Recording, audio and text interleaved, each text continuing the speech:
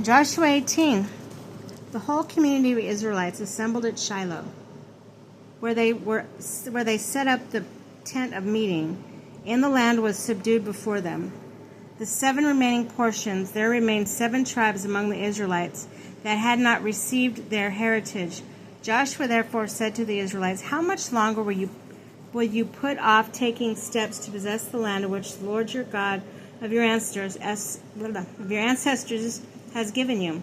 Choose 3 representatives from each of your tribes, and I will send them to go throughout the land and describe it for the purposes of acquiring their heritage. When they return to me, you shall divide it into 7 parts.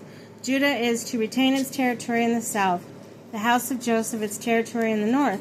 You shall bring to me here in the description of the land in 7 sections. I will cast lots for you here before the Lord our God.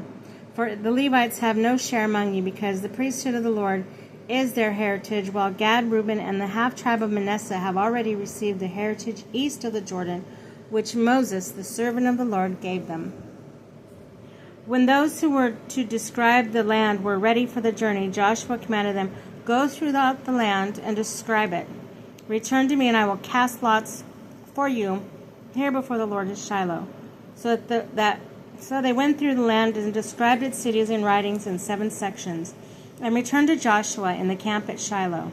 Joshua then cast lots for them before the Lord in Shiloh, and divided up the land for the Israelites into their separate shares. Benjamin. 1 lot fell. The territory allotted them lay between the descendants of Judah and those of Joseph. Their northern boundary began at the Jordan and went up over the northern flank of Jericho, up westward into the mountains until it reached the wilderness of Bethaven. From there it crossed over to the southern flank of Luz, that is Bethel. Then it ran down to the Adarothadar in the mountaintop south of lower Beth-horon. For the western border, the boundary line swung south from the mountaintop opposite Beth-horon until it reached Kirabaal, that is Kiriath-jearim. The city belonged to Judahites. This was a western boundary. The southern boundary began at the limits of Kiriath-jearim and projected to the spring of Nephtoah.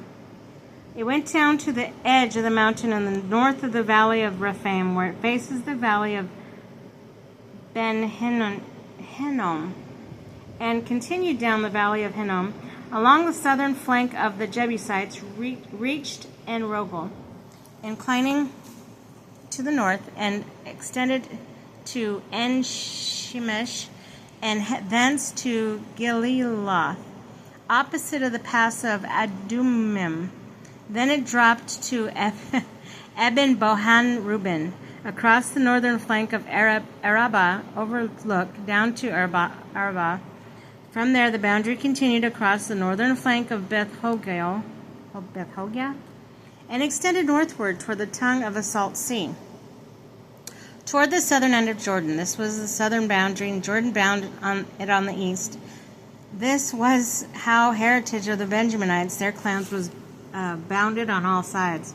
Now, the cities belonged to the tribe of Benjamites by their clans were Jericho, Beth Hogla, Emkeziz, Beth Araba, Zimarim, Bethel, Avim, Para, Ophrah, Kepher, Ammoni, Aphoni, and Geba, 12 cities and their villages, also Gibeon, Ramah, Berath, Mizpeh, Shapira, Moza, Rekim, Epil, Terala, Zela, Halef, and the Jebusite city that is Jerusalem, Gibeah, and Kiriath.